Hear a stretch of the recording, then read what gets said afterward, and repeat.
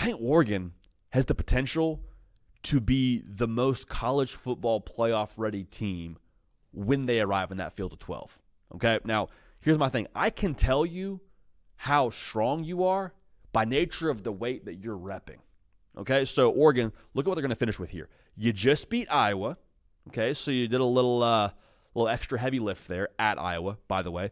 Now, you got Minnesota on a Friday night. This, to me, is the cardio for Oregon. Short week, got to turn it around. Just played a barn burner of a game against Iowa. Little cardio. Can we pick it up? We're a 24-point favorite. Can we pick it up? Have a quick turnaround. Not have last week impact this week. We're not worried about lifting legs last week, but go run hard this upcoming week against Minnesota.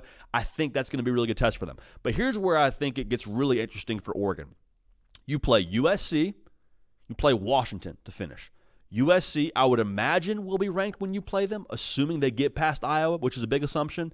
And then you finish in a rivalry game against Washington. And Washington, they lost to Wisconsin, and your boy lost money on them. It is what it is. Washington's still a really good football team.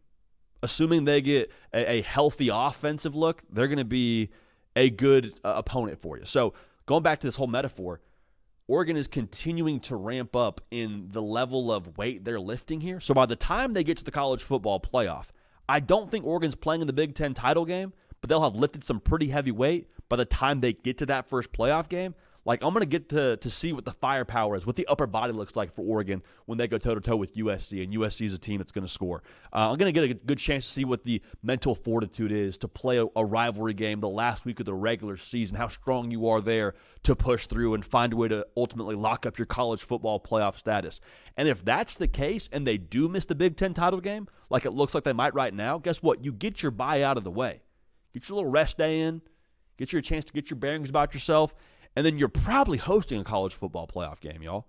So you got Oregon that is, I would say, for lack of a better phrasing, all the way warmed up, lifted some pretty good weight. They haven't maxed out yet, but lifted some pretty good weight leading into that whole stretch in the college football playoff. And your only loss is to a top 3 team in the country in Indiana. Oregon's pretty playoff ready by my measurements there. Like, I have very few reasons, honestly, to not like Oregon in a college football playoff setting, going back to even what happened last year. What happened last year, JD? They got the doors blown off by Ohio State. You like them more because of that? Yes, I like that because Dan Lanning's a freaking psychopath, dude.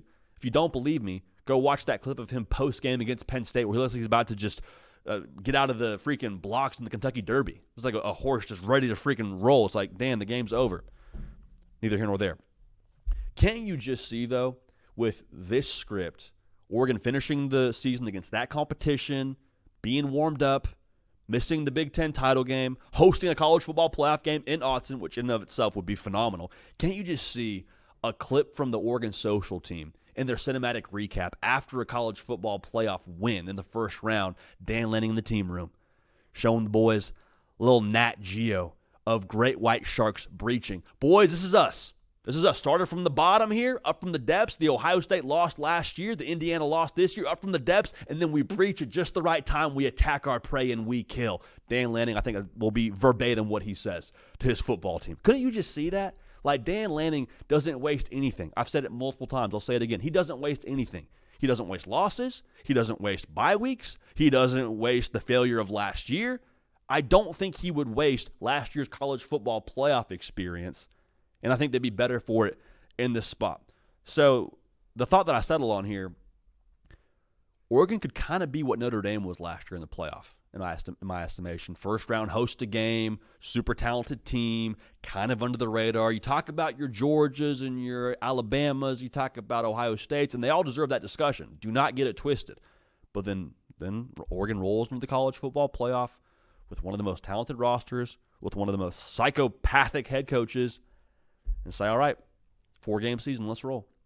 I think Oregon, by nature of how it ramps up, by nature of everything I just mentioned to you with the fact they got a Friday night game on there, going to test some cardio, going to test the upper body strength against USC metaphorically, going to trust the mental fortitude against Washington. They're not maxing out just yet, but they're continuing to rep good weight. So by the time they get to the college football playoff and play some better competition, and it's win or go home, I think they would be the most playoff ready, if not the most playoff dangerous team you could see that first round of the playoff. And with it being an Autzen potentially too, all bets are off. All bets are off when it comes to the Ducks there.